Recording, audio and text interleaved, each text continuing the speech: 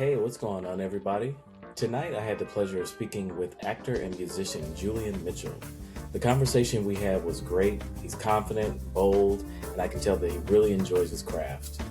I asked him about his start and how he became a theater and band kid, and how he's definitely not afraid to step up and be vulnerable. And from early on, he created his path to not be afraid to be a center of attention. And what's great is that he had parents that allowed him to be that center of attention, which eventually paid off for him later on in life. And what's really cool is that he's starring in a movie with Marla Gibbs called Mildred for a Million. We had a lot of laughs and great conversation, and I know that you'll enjoy this episode of Melanated Artist in Performance. All right, good morning, good afternoon, and good evening to everybody. Welcome to another great episode of Melanated Artist in Performance. Today I will be speaking with Julian Mitchell. He is an actor and a musician, and we're going to get started because there's a lot to talk about. And Yes. thank you for coming Thanks on. for having me, man. Thanks, Titus. I really appreciate this. And I wanted to start with just right from the beginning, like where did you grow up? I'm an Oklahoma boy. Which which surprises most people, but born and raised Oklahoma City. Yeah, I was there for the first 21 years of my life, and then I moved to Seattle from there. But yeah, born and raised in the heart of America, in the Bible Belt, In the heartland, as people say. as people say that aren't in Oklahoma. Yes. Right. So from there, so as you're growing up, did you always have an interest in music, the arts, or how did that come about? Um, I've always had an interest in like performance of some sort. Even as a kid, I remember my parents would have like spades games and have everyone over, all their friends over. And I don't know if you remember the my first Sony from back in the day. It's Uh-huh. like you handled it with the mic. So Yep. like they would be playing spades and I would come in singing Whitney Houston, the greatest love of all, like just doing that. And then my parents they supported me and they were like, all right, let's pause the game for a second, let Julian do his thing. And I was Uh-huh. singing all dramatic, and now have a dramatic exit. And so it was like it was either acting or music. It was just some way of performing. I've always done. It was just Hmm. natural for me. Was that so? Are your family, are they musical actors or entertainers? On my father's side, so my great grandfather, him and his brothers were in this popular blues band back in Welch, Louisiana, small town Welch, Louisiana. Okay. So that's, I think, as far as I know, that's where it started. Then my Mm. grandmother, my father's mother, was a piano teacher, and then my dad went to college and got his degree in vocal performance. So it now comes down to me. I'm trying to take everything that I've gotten from all my ancestors and my all my people and try to make it like for the mainstream type situation. Hmm. Okay. So yeah. So it's in your blood. It's in my blood, man. It's in my blood. I think that's why my father was like, let's just pause the game, let him do his thing, because he understands, like, it's just us, it's just our family, how we are. Right, right, right. So as you're growing up, what was like school like as far as your interest in honing in and or making those talents grow? In school, it was very like I wouldn't say I was a class clown. 'Cause I definitely wasn't that. I took school a little more seriously than that. But during school, everyone thought I was a funny guy. Like I would entertain somehow, some way. We used to always make little movies at the house. I would always write scripts and then we would act them out in front of my parents and my friends' parents, and that was all through school. But it all started, I was in the theater, like in elementary school, doing, the Christmas plays. Everyone does the Christmas plays when you're in elementary school. And then Uh, it went to junior high where I went into competitive drama. So I actually started competing, did very well in that. And okay. then high school added on the musicals. We did Oklahoma because that's so creative doing Oklahoma in Oklahoma. But we did Oklahoma, and Okay. then we did some other plays that I acted in. So there was that was very much everyone knew me as the theater guy in school.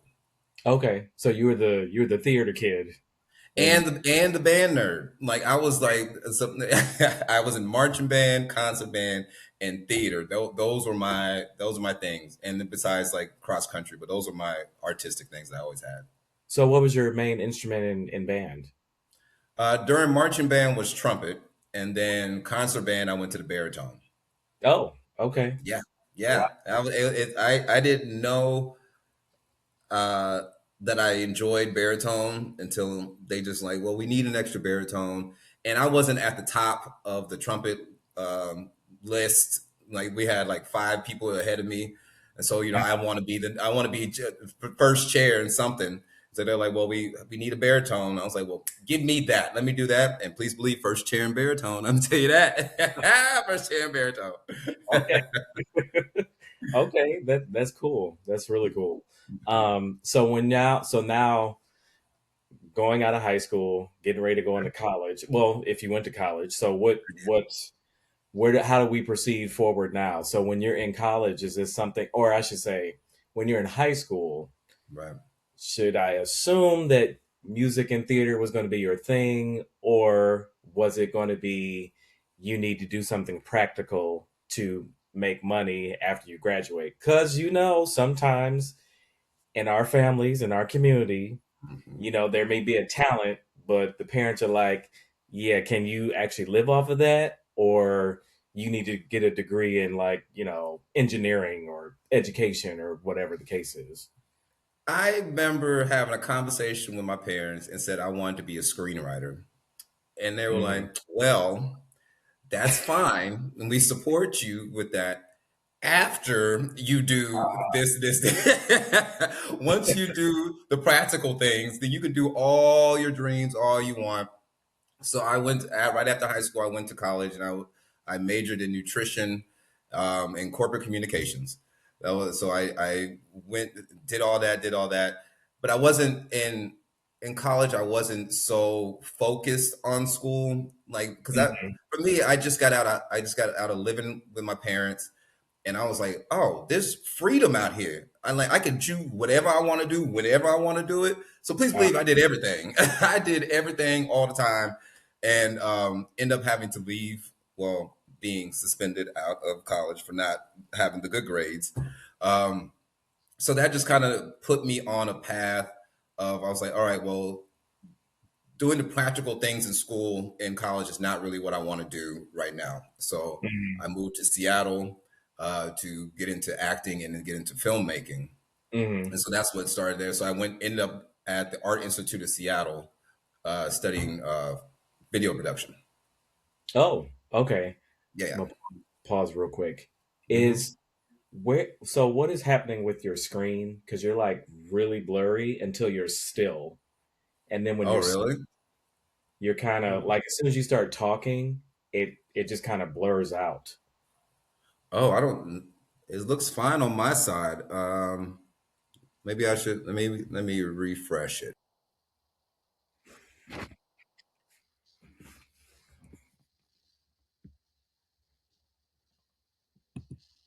That's why I do the video and the audio. I know that's right. I know that's right. Give yourself So, options.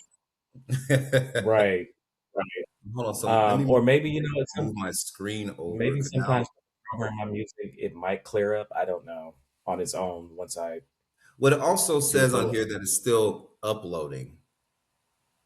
So it says 69, 70% uploading. I don't know what it's uploading,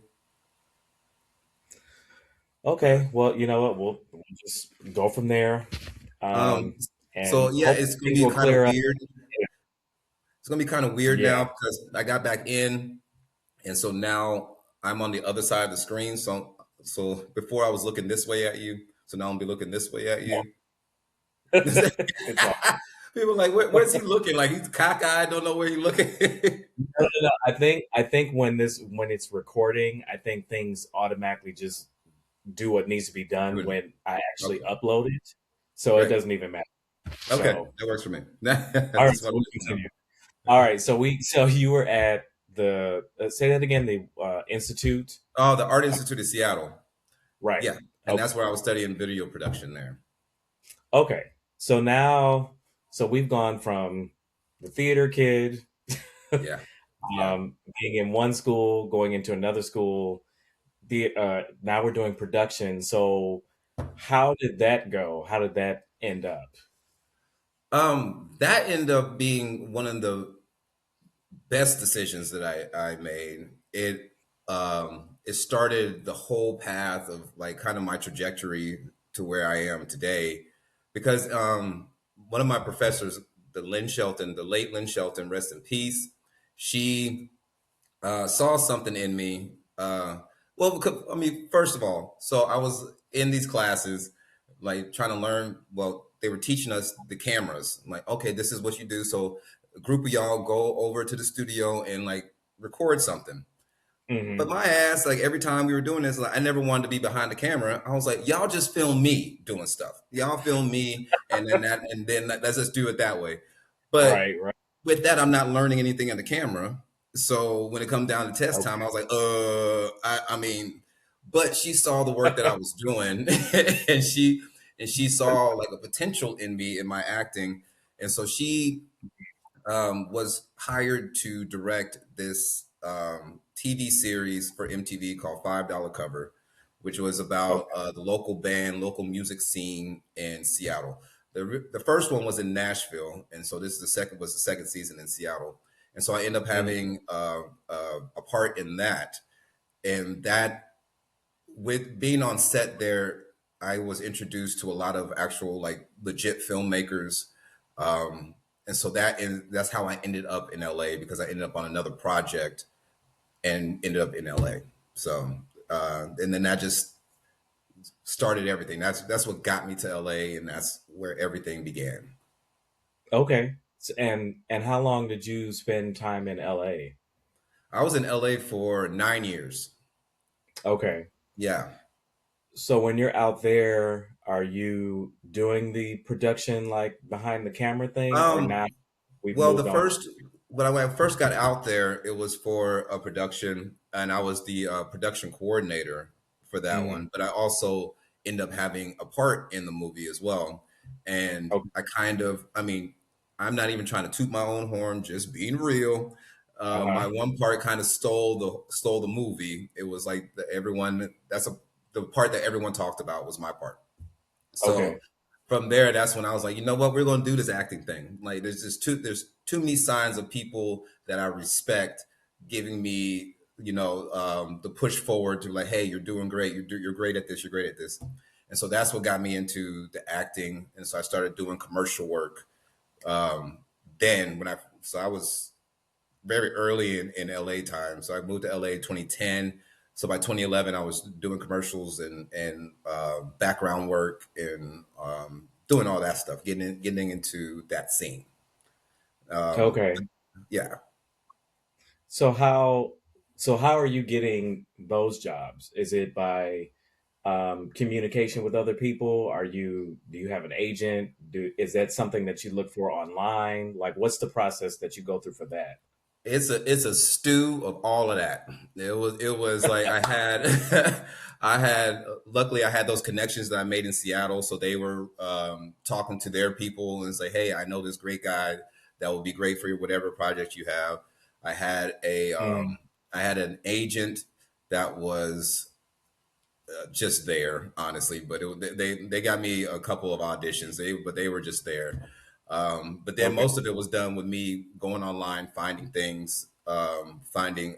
But this is before Instagram, like all of that. This is jeez, which is crazy that we're talking about. This is pre-Instagram. It's so long ago when like you like when like Craigslist was the way to do things. So you go on Craigslist and you find your gigs and everything. So Uh-huh. um, that's what got me going in that. But it was kind of it was a love hate relationship with acting in LA. Like I really Hmm. loved it when I got there, but then once it was important for me to monetize what I was doing, it kind of well it took with anything when you love it and then all of a sudden you start trying to monetize it, it kind of takes that joy out of it. Because Hmm. it's like now it's like I need to make this happen. I need to make this happen instead of just enjoying making whatever. Yep. Um, so it kind of it was. I I never got a big commercial, but I was always on a veil. And I don't know if you know what a veil is. A veil is like they pick the top three people that they want for the commercial or a movie or whatever it is, and they tell you, okay, you're on a veil now. So that means a veil meaning that you have to keep yourself available for a certain amount of time until they make this decision. Like, don't book anything else during this time because you are in the final runnings for it. So I kept Okay. getting a veil, a veil, a veil, a veil, a veil, but no bookings. And the thing is, when they don't book you, they don't tell you why you didn't get booked or Uh, like what the other person has. So like I was all in my head, like, what am I doing wrong to get so close but not get mhm. over that hump? And Uh-huh. so that really just got into my head.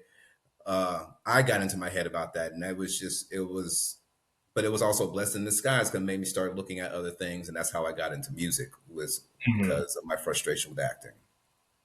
Okay. So when it Yeah. comes to, so the avail is like just you're just on call. Just Basically, wait. Okay. just sitting So here like, I hope. That's literally what's happening.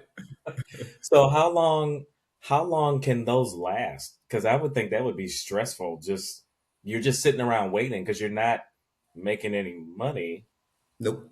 No, You and you just sit. can't you can't book anything. So like the last straw was Damian Lillard had a shoe commercial for his shoe coming out, and so I was on the avail. I had the audition, had the callback, had another callback, and then I was on avail for like 3 weeks. For 3 weeks, I was sitting there just waiting, waiting, waiting, waiting, waiting, and then didn't get it No. and still don't know, still to this day don't know why I didn't get it. I was like, y'all loved me, I know y'all loved me, but I don't know who you chose, and I don't know why they were chosen over me because I know y'all loved me. But that was the last straw for me. I was like, I can't do this. Like mentally, I just mentally was not prepared for that. I mean, that's how the industry is, but I did not know that's how it went, and Mhm. I was not mentally prepared for that. Wow. That yeah. That It'll would get you. be yeah, that would be stressful. I Yeah, can't imagine just like sitting around just waiting. and not being able to book anything. Can you have a part-time job or you just can't have no job? I mean, you can have a part-time job, but Okay. the part-time job got to know is like, well, I'm on a That you veil, so I on it. might not be available for you here coming in. So Right. it's like it's a it's a testy waters, you know? Oh, that's crazy. Yeah, Yeah. no. That would not be for me. Not at all. It's stressful, bro. It is stressful. Yeah. So now as you're now that you've made now you're at this point in your life and you're like, okay, I need to do something different. So Yeah. now how does the music flourish out of one door closing and another one opening? Yeah, music happened by accident. It was by chance. Like it started because I discovered this band that was playing every week in Hollywood. And so it was not the Roosevelt. It was a place after another president and some other president. But I would go there every week. Every Wednesday they would play. And I remember the first time I saw them, it was these two white boys, and they had a big screen in the background. They were playing this funk rock music that sounded super interesting, and I was like, "What is this?" And then the Hmm. screen in the background, they would have like Soul Train clips and Fat Albert and all this. I was like, "Oh." I was like, these are white boys that got some flavor to them. I was like, okay, I can get down with this. So Uh-huh. I became like their biggest fan every week, every week, every week, and then so we end up becoming friends. And Okay. so the band was NY77. So I ended up so we were at this place called Cheetahs, which is a strip club. So they were performing. They were going to perform there, and so I'm sitting with them. We're at the front stage, tipping this girl, like dabba dabba dabba, tipping, tipping, tipping. And then she was like, to all three of us, I was like, "So y'all are in a band, right?" And I was like, I'm not. But they said like, "Yeah, yeah, yeah, yeah, yeah. We're on the band. We're on the band. We're on the band." She's like, "Oh, cool." Danced and then danced off. And then they turned to Hmm. me and they're like, "So what do you do? Like, what? I mean, now that we're in a band, now that she thinks we're in a band, what can you do?" And Right. I said, well, I have this bass voice, and I know y'all don't have any bass in your vocals, so like I can just take the low end. And they were like, okay. So I ended up in the band. in the background, just singing my backgrounds, ooh, just keeping it real low and sexy, But then Uh, my presence on stage, people were always asking, "Who is that in the background? Who is that? Who is that? Who is that?" And then and uh, then I just wrote a song, like just it was, pussy, pussy to the people, because that's when I became Pussy Jones. Like during this time, I was like, I need a character for myself, and so I named myself Pussy uh, Jones. And I was like, well, now that I have a character, I need a theme song. So I wrote the theme song, and I went back to okay. sing it to them, and they were like, wow, like, oh, you can actually sing. It's not just the bass, like you can actually sing. So then Right, they right, started right. pushing me up front with some more solos, and then they eventually were like, well, you need to be the front man of this band, and we need to put a live band behind you.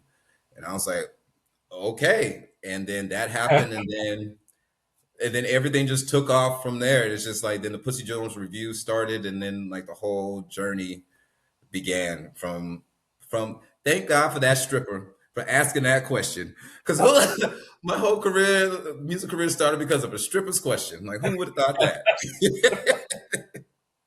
So, so how did you come up? So once I saw the the name Pussy Jones, Yeah, I had so many thoughts because I'm like, okay. So with the name coupled with, I listened to the music, yeah. and it made me think of like I had a whole lot of thoughts Mm, because I was okay. thinking I was thinking like late 60s, I was thinking 70s, I Hmm. was thinking that funk, rock, Hmm. a little bit of R&B-ish. Then I'm looking at you and the way that the way that you are on stage and things like that.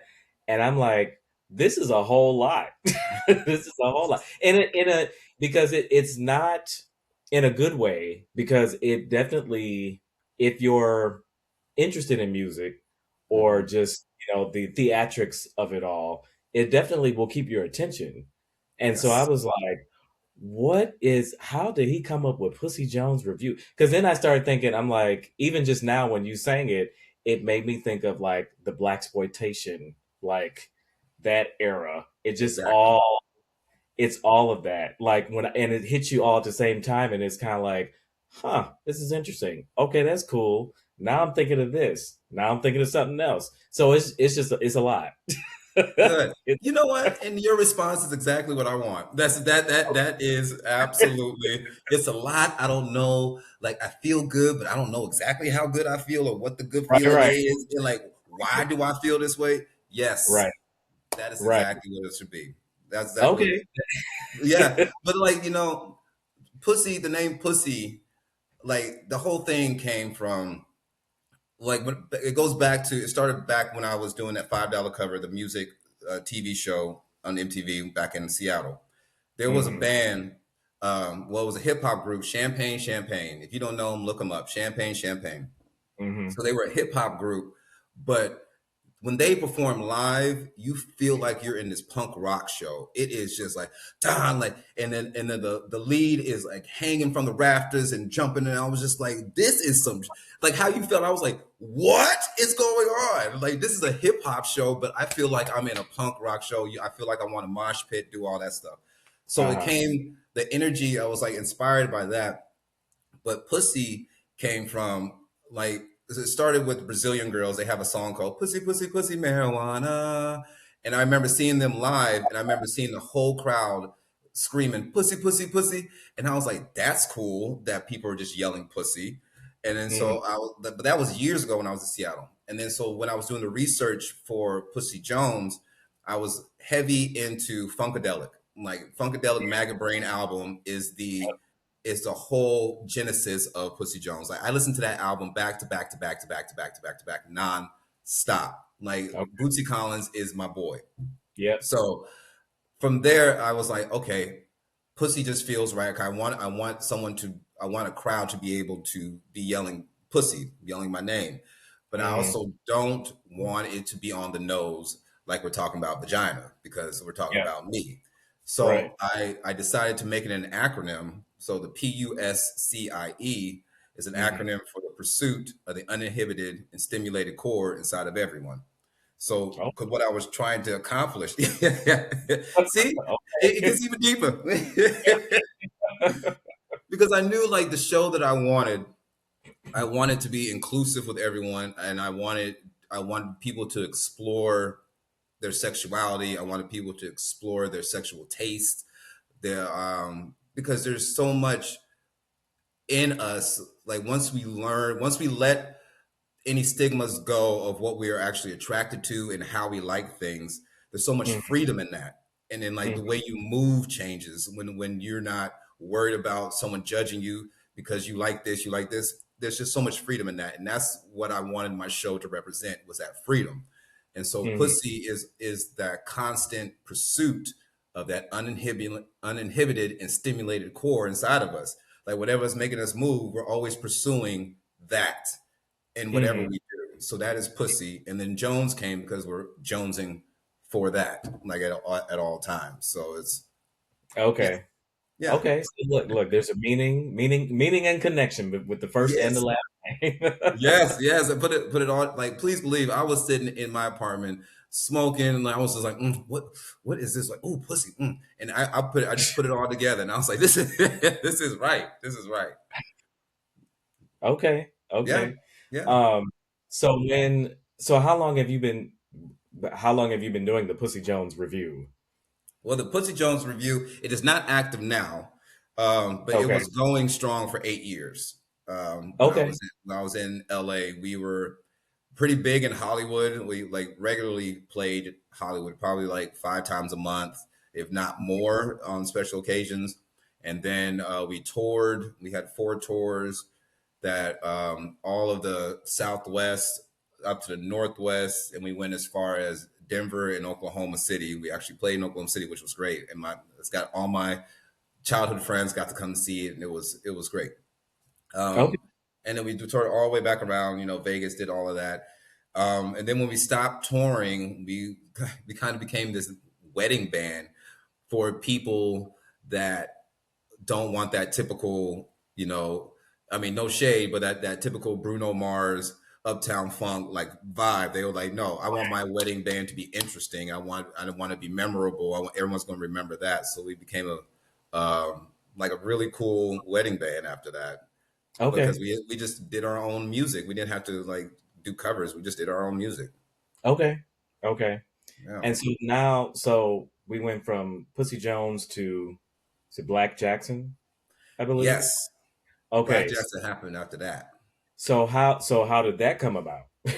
Uh, well, Black Jasmine started because Pussy Jones was ending. It was very clear.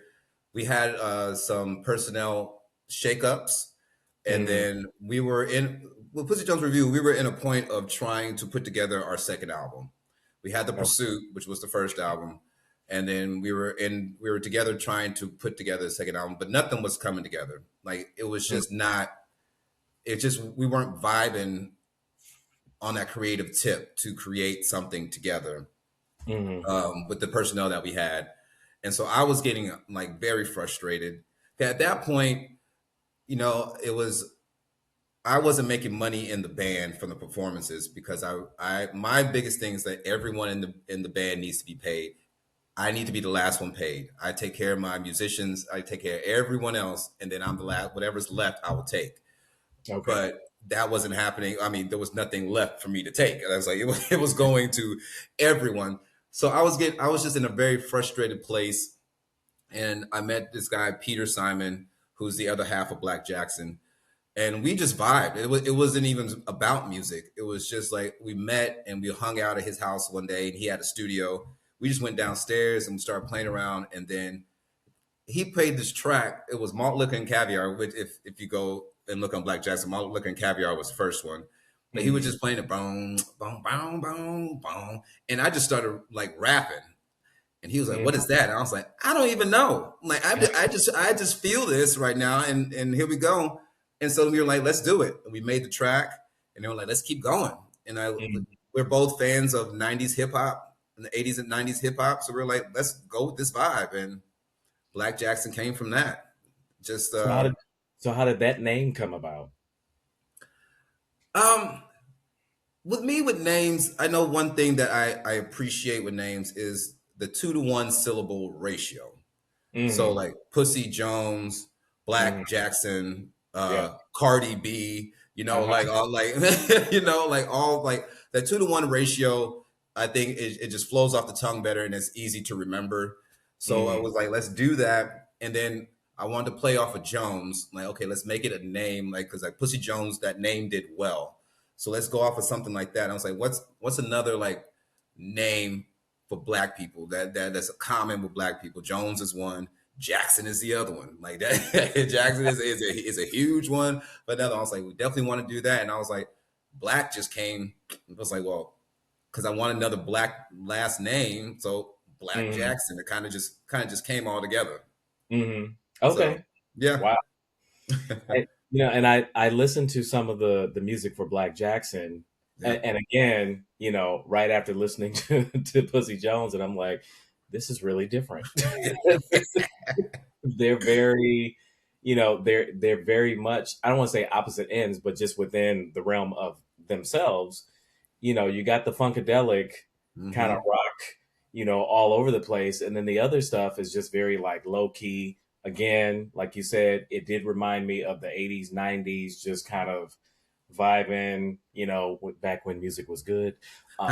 Music was Right, music, you right. know, um, during that time. So it was, I felt very relaxed and I was just like, oh, okay, this is good. I can listen to this. This is Yeah.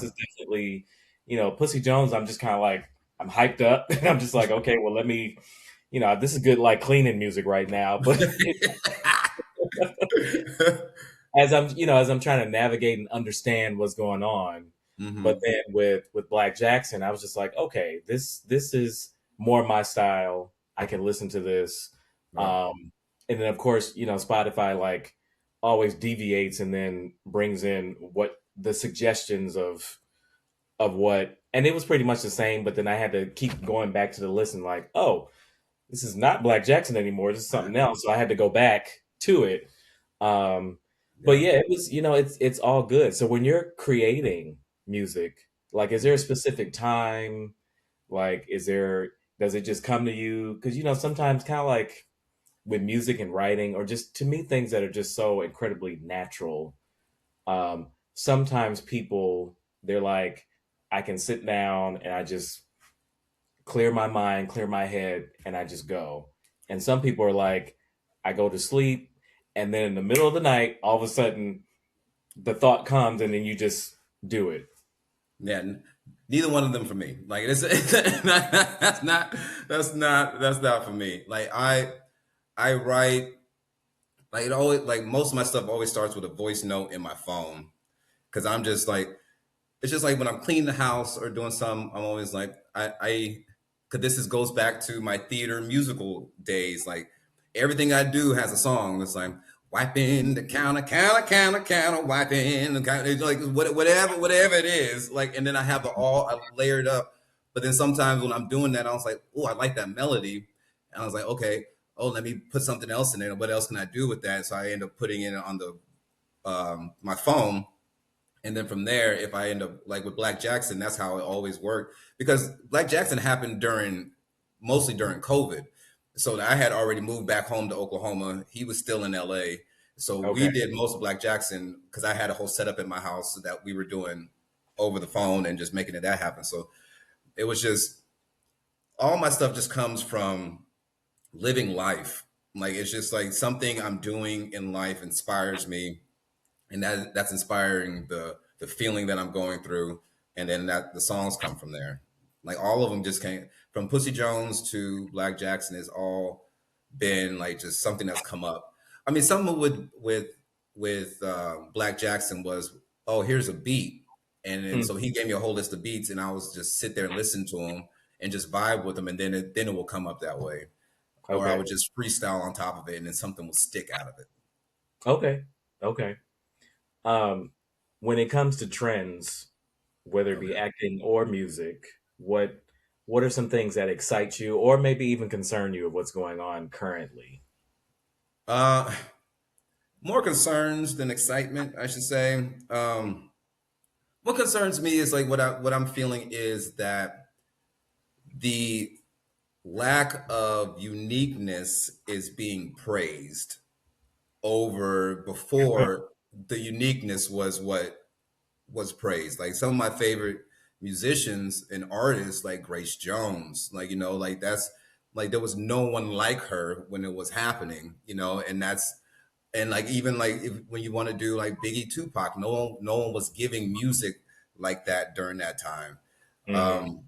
And so it's just that's the part that concerns me is that we are minds are being trained not to desire better, and that makes me feel like when I create things, because my desire is to, okay, this is what's happening. What can we do to twist it up? It's always the fourth option that my father always talked about. Like whenever something happens, there's black, there's white, and then put them together, you got gray. But if you Hmm. can find the red in all that situation, then you've won. And so like I'm all like we have black, white, and gray everywhere, a whole bunch of gray, but a black, white, and gray everywhere. And what I'm looking for is the red. And I'm my concern is with me looking for the red, no one else can see any other color but black, white, and gray, and then red is just lost. That's my biggest concern. But Okay. you know what? Doechii came out with that album, fire. Like this, that's the red I'm talking about. Let me take what y'all doing and let me put some stank on top of it. And look what happened. It blew up and it was great. But then also where is she now? I mean, I know she's out there touring and stuff now, but she's not on the top of everyone's tongue anymore like she was before. Like she won the Grammy and all this other stuff because people's minds are quick to switch off and go back to. 'Cause our bodies naturally go to the path of least resistance. And so Doechii gave us something that made us think about like what we think about music and how we see hip hop in the state of hip hop today. But then once that was done, people are now resorting back to this mumble rap shit that's going on that I just don't understand. And then all the beats sound the same. Everyone looks the same. Everyone's talking about the same thing. Like no one's Which even being vulnerable in their music. Like they're like, I don't want to hear about a chain unless the chain is connected to your booty hole and then that's connected to a car and that drug you somewhere. That is a unique experience with with the chain. Okay, that's something I will give it a listen to. But y'all talking about the same thing over and over and over again. So which is that's what I'm saying. What's which is that? a bunch of nothing. You got a bunch of people talking about a bunch of nothing. A bunch of nothing. A bunch You know, of like nothing with substance in it. There's no weight behind any of it. no, no. And unfortunately, as I've always said, this is the downfall. Social media is the downfall of humanity. I You know, agree. there is no there is no uniqueness because everybody sounds the same. I think Hmm. what was it? The Mariah had said something about popcorn or microwave artists, like they're just in and out, in and out, in and out, Yep. and they do, and a lot of the girls do sound the same. They just have this. There's nothing to their voices that I'm just kind of like, ooh, I'm gonna remember her in 10 years, or hell, I'm not even gonna say that 3 to 5 years. I'm gonna remember this person, and I'm not. I'm Like there.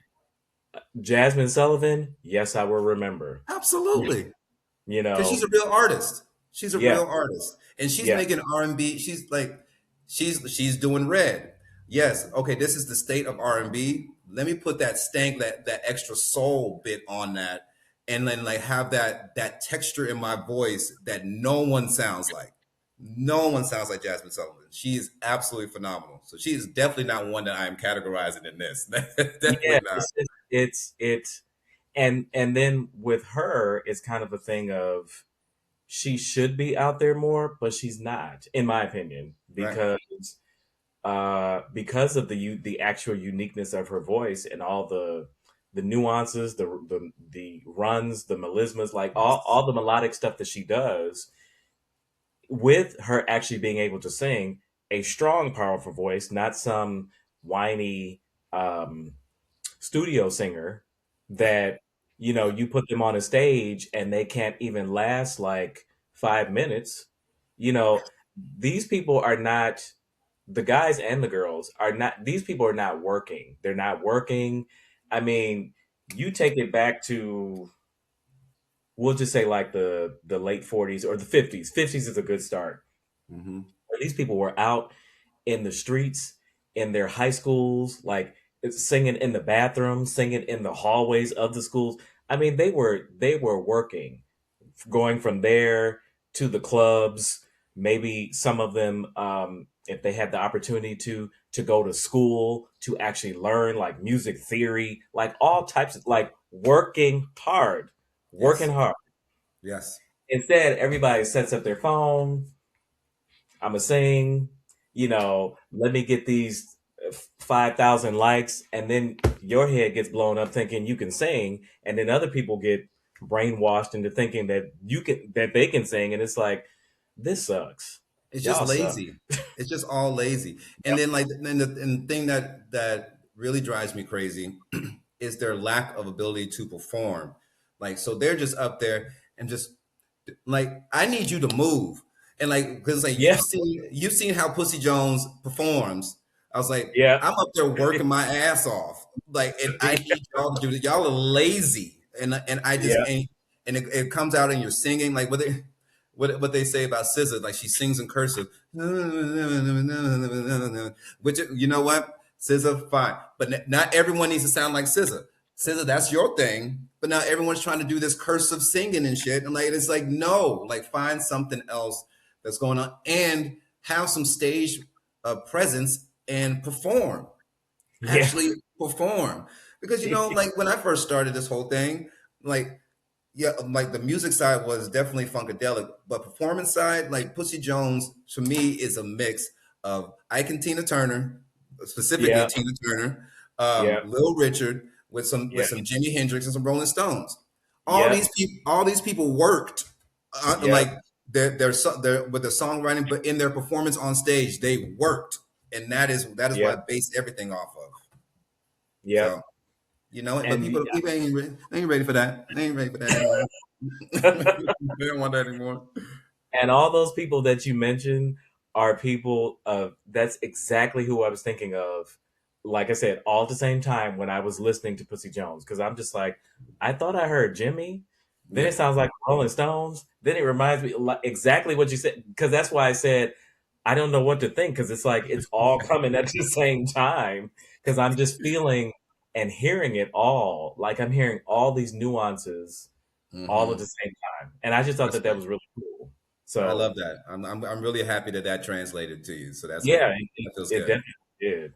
Um, so now I want to move to the YouTube clip that I saw of you with Marla. It was Marla Gibbs. Marla Gibbs. Marla Yeah. Gibbs. So how did that come about?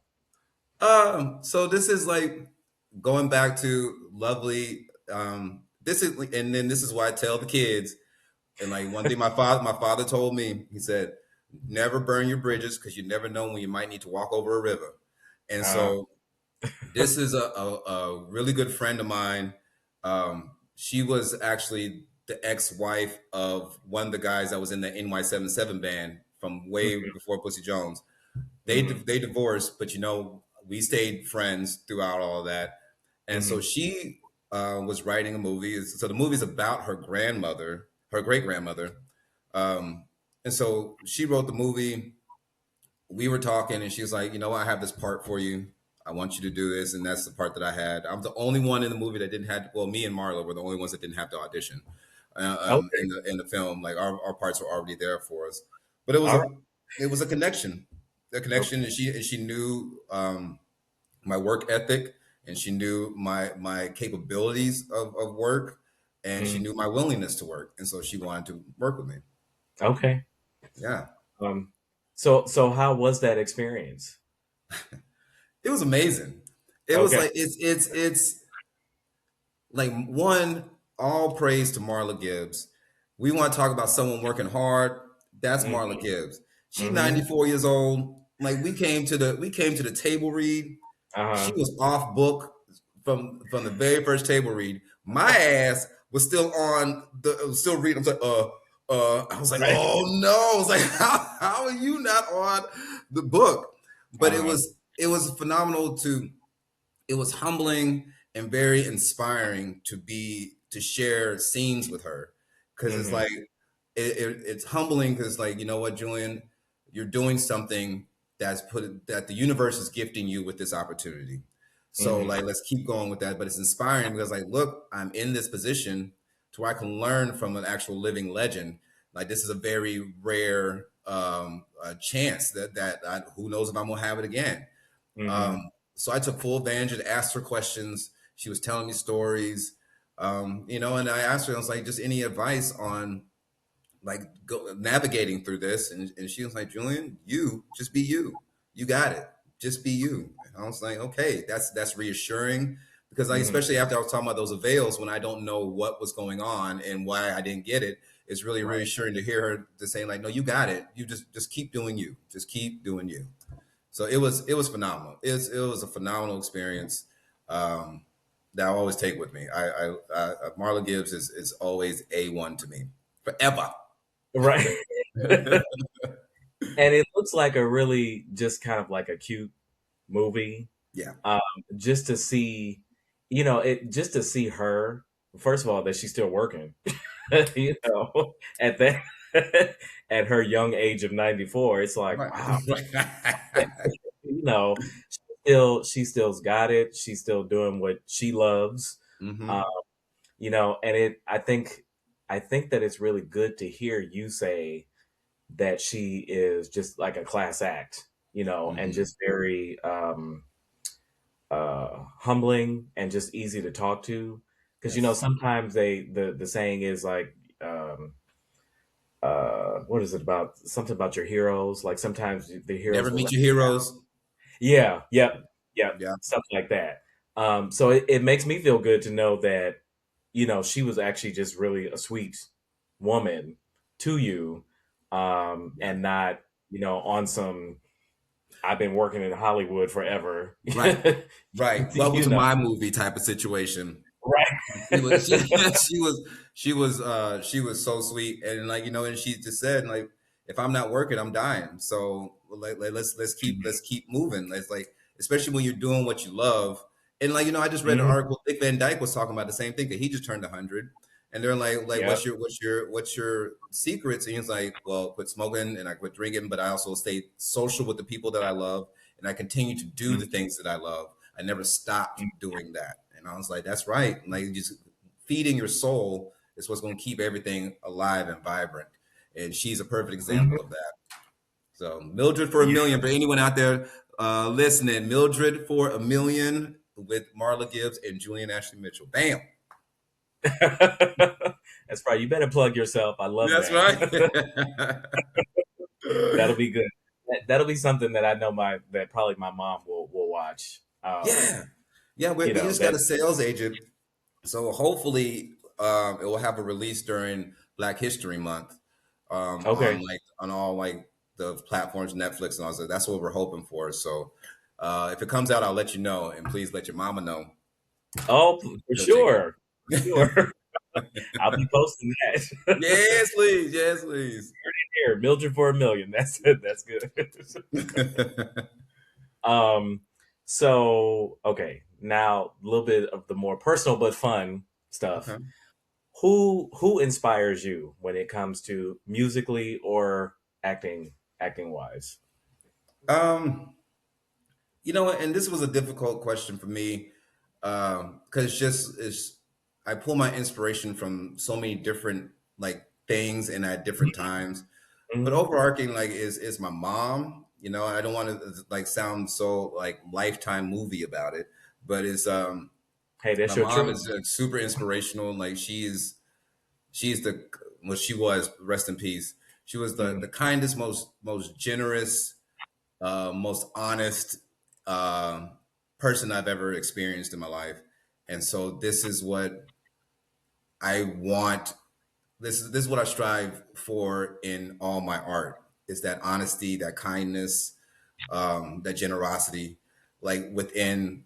my art. So it's like I'm inspired to like give personal stories. I'm excited. I'm inspired to be honest about my opinions and my vantage point of whatever else we're talking about. You know, I just being as real as possible.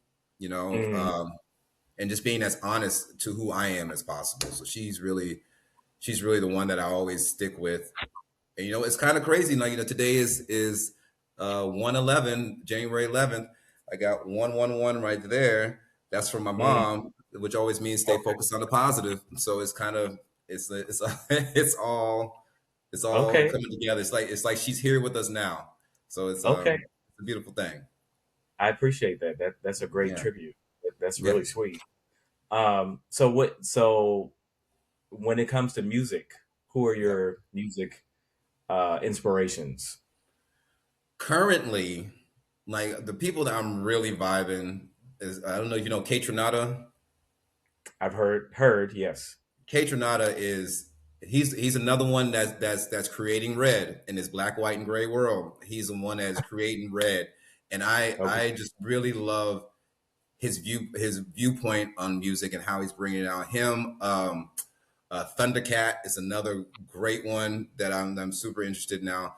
But I'm also very inspired to Afro beats. Like that's like everything in the Afro beat world is just it just hits me inside, and that was really like, so then Mm, any music that I'm going to do now, I just, it doesn't, I'm not saying it's going to sound like Afro beats, but right. like how Afro beats make me feel is what I want to create. Like Mm, that's the vibe I want it to feel like, just like close your eyes and just vibe. Like that's where I'm at now. okay. I like, Afro beats I started getting interested in Afro beats maybe about a couple years ago. Hmm. Uh, because at my at my school I play the music in the morning before the kids come in, Oh uh, wow. like for about a half an hour. I go according to whatever's happening, like ethnically, Black music during Black History Month and Native American things like that. And then in June when it's Black Music Month, Yeah. and I remember there was a couple Afrobeat songs that I didn't. It sounded good to me, but then, but thank goodness that we have people in there that speak other languages. And That's right. they were, I heard them get on the PA. They're just like, Mr. Pack, please report to the office. So I reported to the office, and one of the teachers, she was just like, yeah, you're gonna want to change the song. She said, I understand what you're getting at, but she said this is a totally inappropriate song. I was so embarrassed. I was so, Oh, but and you she like, said, but the vibe is and, good. and that's what it was. And I was like, so I looked and I was like, oh. And so the Mhm. kids, because again, multiculturalism, Mhm. the kids are like, why'd you change the song? And I'm like, because I just heard it was inappropriate and I'm not trying to get fired. So, So we're changing the song. so we're going to change the song. And Ah, so she just said, if you need any artists, she said, where it's help you. school appropriate, she said, I'll let I love I love how this started with like, well, it sounded good to me. you. Right. That's when you know you in trouble. It sounded good to me. So whenever I listen, to Afro beats, whether it be in my car or at home, I'm like, okay, this is a cool song. But then when I'm looking at the lyrics, I'm like, dang, I don't know what this is gonna mean. So I probably have to, check my resources just Yes. to say, hey, is this appropriate or not? Because again, because I'm looking at the name, and sometimes I look at who they collab with, and so I'm Hmm. thinking, oh, okay, this person doesn't do anything like super vulgar or anything like that, so it must be okay. No, it wasn't. No, no, Wasn't at all. no. But see, So that's also the genius in the Afrobeat, because they could be talking all kinds of mess, but they make you feel so good, like you're floating in water, that you don't even think about what they're talking about. It's not like WAP, where it's just like in your Oh, face, in your face, in your face, in your face. This one, they're like slowly putting silk over your face with all their inappropriateness. which is always because I mean, which look to be honest with we all know that that's always been a thing Hmm. because they get you with the music. It's all for me. I'm a melody person. I don't really go to the lyrics right away. I Okay. listen to the melody and I'm like, oh, okay. And then I'm thinking, then years later, and I'm like, this is what we were singing at 12 years old. This was so inappropriate. Why are we singing this? Especially You know? now as a grown man, like I Yes. listened to the stuff we were listening to as kids. I was like, hold on, like Yeah. this is what this hold on. I can't Yeah. believe this. And I was in there singing in my room like a grown person, like I knew what was happening. No, no, no, no, no, no, no, no, no. But again, what this is the power and the greatness of music. I'm a music teacher, Hmm. and I was doing a thing on the blues years ago when I was teaching general music. That's great. And then I discovered this thing called the dirty blues. And when I started listening, I was like, "Oh my god." Like our parents could never tell us anything bad about rap or anything that even WAP Right, because the stuff that they were talking about in the 30s, I was like, "Are y'all for real? This is what y'all was saying?" Yeah, it was I it's the and it was no we're going to hide behind this word represents something else. right. No, they were just straight up talking about sticking the hot dog in the bun and all this kind and I'm like, for real in the For 30s? real, And y'all talking about us and our rap music when exactly. this nasty, crazy stuff was happening, and our grandparents were really big, Oh big my, freaky stuff going on. yeah, they were. Because like Yeah, the thing is, like freakiness isn't new. no, Like the it's not. thing is, the only thing that's new about it is that it's blatantly in your face now. But it is not new. Nothing that we doing is like, oh, we reinvented the wheel. No, no, no. This is the same wheel, same car, same vehicle that we've been doing the whole time. I mean, it was like the only difference is that like now we have more accessibility to it. Like Yeah, right, it's real easy. Like I mean, of course, in the 30s and 40s, you had to go to a specific club that that they were going to play, that kind of like raunchy, disgusting, dirty music. but they also like with that they also create a vibe because if you're listening to that, you go into the back house of the place, has no air condition, and Yeah, you get that beer out of the ice box, and yeah, that's sweating, and then you over there, everyone smell like skin and cheese and shit. So like you know. yeah. I was shocked and appalled. I told my mom, I'm like, this is what mom and grandma was listening to? Really? I mean, I Mhm. know she probably wasn't, but I was like, wow, y'all was like dirty and nasty back then in the 40s. Can't say Yeah. nothing about the rap in the 80s and the 90s because this y'all started it back then. It's y'all's fault. It is Right. y'all's fault. You know what? Honestly, after this, you got to send me some of those artists. Listen, let me so I can get down and listen to see what's going Oh, on. it's a whole. I mean, it's a whole thing. The men and the women. I mean, when Love you it. look at the lyrics, I'm just like, oh my gosh! It wasn't like what's that song? Next, too close.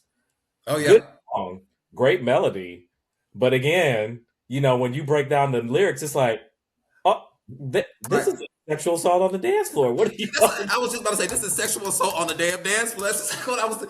It was like it was honestly like probably 3 4 years ago is when I actually like it came on. Step back and dancing. I feel something through coming I feel through. a I little, was like, feel a little little poke coming through. through, I was like, excuse me, what?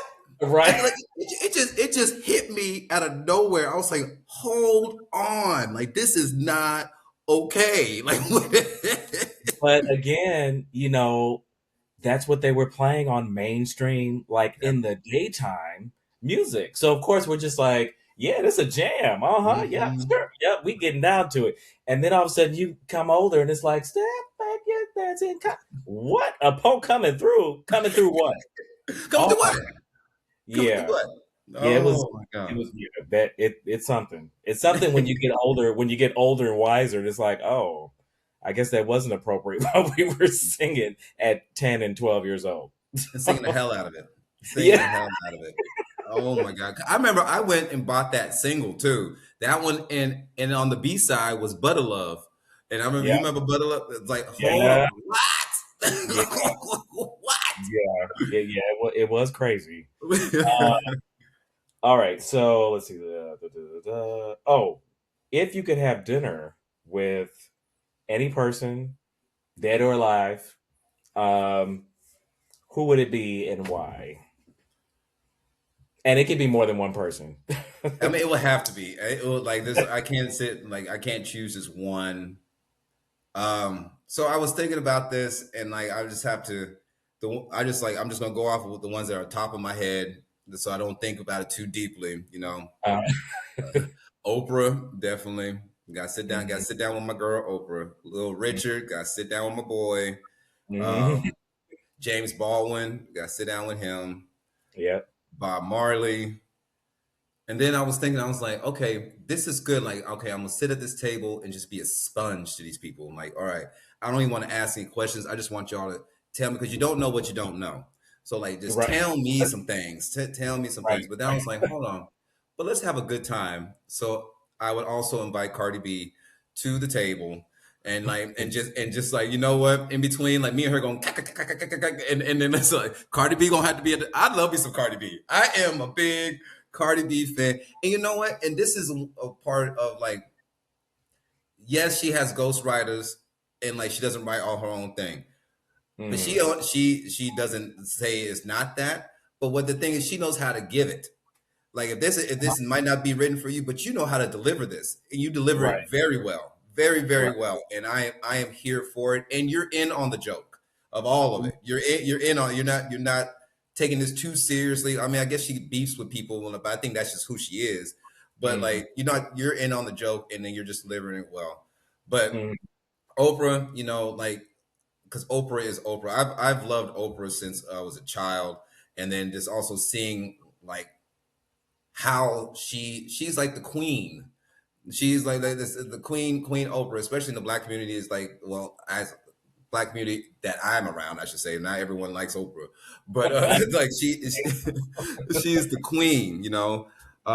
Like her and Michelle. The Obamas have to be there too. That would be dope. Just to add some good sprinkles in. Little Richard, that energy, that unapologetic nature of self I love. So like him and James Baldwin fall into that same category. It's just like unapologetically them but smart. Like James Baldwin is just so intelligent and Mhm. so he was so ahead of his time. Like I just want to learn from him and just get that vibe of that easy confidence that comes from James Baldwin. It's just like this is just what it is. Mhm. I'm not speaking from emotion. I'm just speaking from facts, bro. Like bang, Right. bang, bang, lay it out, lay it out. Bob Right. Marley. I'm. There was one interview I saw with Bob Marley, and they were asking him about his money, all the money he's made from his music and everything. They're like, "What do you do with that?" And he's like, "I give it away. I give it all away." And they're like, "Why do you Mhm. give it away?" He's like, "It's not mine." Like, so he holds on enough money to take care of himself and his family, gives it all away, and that's that kindness and generosity that my mom like lived in. It's like we Mhm. don't need all of this. Like if we are able to help, then that is what we are supposed to do. Like we cannot Mhm. sit there and just accumulate things just to say that we have things. That's not Right. what life is. Um, Right. so that's out the top of my head. Those are the first ones that pop into my head of who I would sit down with. And the Obamas, that's more royalty there. But and people Mhm. always talk about like you want to sit down, you want to was it you want $250,000 or sit down and have a conversation with Jay Z. By Jay Z though. He would not be one I would want or need to No, talk to. he wasn't on my list. Only reason he came up because I was thinking Beyonce, and I was like, oh well, yeah, but there's this whole thing with Jay Z too. But I mean, Beyonce was cool. I'm not even gonna say too much because people gonna say this. You know, the Beehive gonna come after people. So like, I enjoy it. I enjoy Beyonce. I do. Mhm. Mhm. So Uh, yeah. if you weren't doing the acting or being a musician, what would you be doing? Well, I'm doing it now. I turned my life to fitness, wellness, world. During 2020, during the pandemic, I had to move back home to Oklahoma because my mom, she felt like very ill with dementia, and so it Mm, was there was a point where like I was helping take care of her. I had to physically move her mm, because she just it was, mind and body was not connecting, okay. and I just realized like I need more strength to take care of her, but I was like, maybe I have to do this later for my father. So I need to make sure I'm set with that.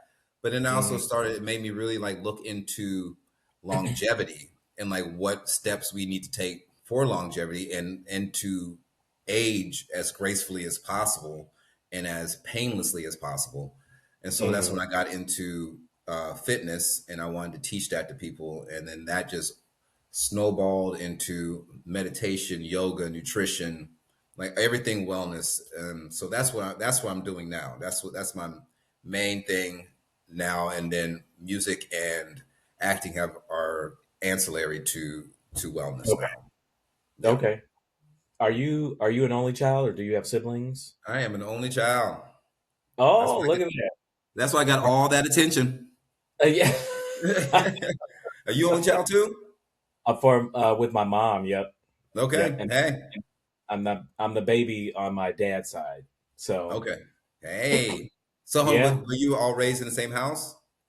No, my I am 15 or 16 years younger than my sisters. Okay. So, they've always lived in Chicago, and at the time when I was growing up, we were in Milwaukee. Okay. So, um, but I mean, I'm close with the oldest sister. Okay. So she and I, we have a good relationship, and it's great. I'm always excited. I'm excited for her because of the point that she's at in her life where she works. She's like head of HR at a theater in Chicago. So so for me it's exciting because it's like and she's always been into the arts and performances and music and things like that because that's like a big thing because of my dad. Hmm. Um, but I just think this is just, it's so nice when I talk to her um, that she's not stressing about her job as much as what she was in the past when That's she good. was, when she was in education, she was stressed a lot. Well, I'm education is like, stressful. what a shock. I mean, I know about that world very well, but Say, education uh, seems like a very stressful world, especially in this country. yeah, on so many different reasons, but that's a different podcast. That's a all right. I mean, and I will say the reason why this podcast came up is because it was COVID. I was thinking about my experiences in college of being the only one at some Mhm. point in the School of Music in Wisconsin, not seeing more people like myself. Fast forward, I was feeling kind of burnt out and just kind of teaching wasn't fulfilling. So I thought, Mhm. okay, I got to do something else to bring me joy. Like I still like teaching, but I like it. I'm not I loving love it it. right now. Um, So, so I thought, you know what? I need to talk to some black folks that are in the fine arts. And because I know black people out here working, I know people of color out here working and doing our thing as much as other folks may say that we're lazy and slothful. But anyway, that's right. another podcast. That's So it's or just just at least another episode. right. So for me, this is what is bringing me joy and is making my life exciting. Is just having these conversations, getting to know people, getting to. I want people to tell their origin story. How did you get into acting? How did you get into music, dance, visual art, all that kind of stuff? Because we are such a we are so talented and so blessed with the things that naturally come to us, Yes. and our stories need to be told, you are telling your story. You are not telling you. I am not telling your story for you, Right. because we're having this conversation. So Yeah. whoever sees this in the ethosphere of the internet world, and as time goes on, I hope it gets bigger and bigger because I want it to be inspirational to people like my students or to people who have that dream of becoming an actor, musician, Yeah. no matter what age they are.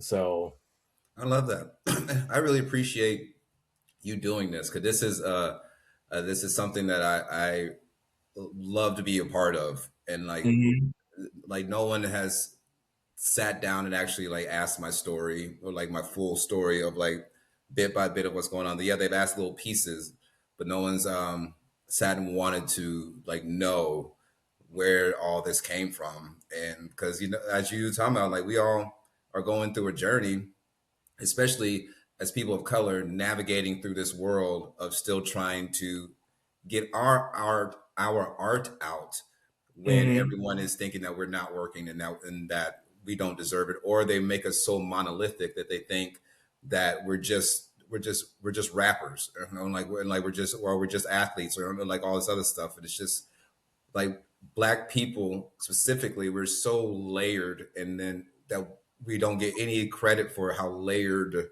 we are, from like everything that we do and everything that is culture and what we mhm, do, mhm. and it's so I appreciate this a lot. That is honestly I do. Yeah, I like I said, I love it. And when I watch, like if I would have came to your show like years ago, I always sit and I watch people and I'm just like, how did he become that? Yeah. you know, I could look at the background singer, it's something or somebody that catches my eye, and I'm Mhm. like, how did they get that job? Like, it's obvious that they sing, but there's always steps as to how you got there. You Right. know, you telling your story about just happenstance, people that connections, being in the right place at the right time will take you into these different spots. Like you talk about, the love that you have for your mother. Same Mhm. thing the way I felt for my mom. My mom always said, you never know who's watching because somebody is watching, and then doors will open, doors Yeah. will shut, all because of where you are at that time and how you present yourself. Yes. So, Yes. yeah, so yeah, this is what brings me joy. So, I'm happy to be a part of it. so last question, what do you do in your free time to bring you joy? Oh, to bring myself joy. I work out a lot. That is like that does bring me joy. I travel. Like travel has been my since COVID happened. Right after COVID, I'm just like really getting into travel and experiencing what life has to offer. Like it's after the 2 years I spent taking care of my mom before she died. It will Mm, like it put a lot of things in perspective of like our mortality, like how I'm going to what my legacy is going to be, like how much of the world I no matter how much I try, how much of the world I will never see, and like everyone's experiences. So I my true joy now is when I get to travel somewhere new okay. and like just explore. And I like to travel like a local. I don't want to go to the touristy spots or anything like that. I want to go to that local coffee shop. I want to catch that Mhm, vibe of like you live here. This is your comfort zone. And like I just like it's just like how you say you watch people on stage, you wonder how they got there. I'll mhm, sit somewhere in like a coffee shop, like in Spain. We were just in Spain last year, and like just sitting, I was like, man, like your whole life was here. Like you mhm. build like this is what you're used to. Like this is your version of my Oklahoma, and it's just so Right. interesting to think about like the different like the parallel experiences, but just in different places. It's just like we're all having the same kind of experience in general, but just in different places. And it's really like interesting to see and look at people and just like wonder. So that's the travel's a joy for me right now. Travel is the biggest joy that I have. I just moved to Florida, so I'm figuring out what all I can do here. But what I do know, the weather is real nice, the food's real good, and so like that's so that's bringing me joy as well. Okay. All right, nothing like good weather and good food. So I'm saying, come on, come on. there you go. All right. Well, I definitely, again, appreciate you taking the time out of your day to spend the time talking to me, telling your story, and sharing it with my viewers and listeners. This has been another great episode of Melanated Artists in Performance with my conversation with Julian Mitchell, actor and musician. Yes, Don't forget to like, share, and subscribe, everybody. Have a good one. please. Thank you.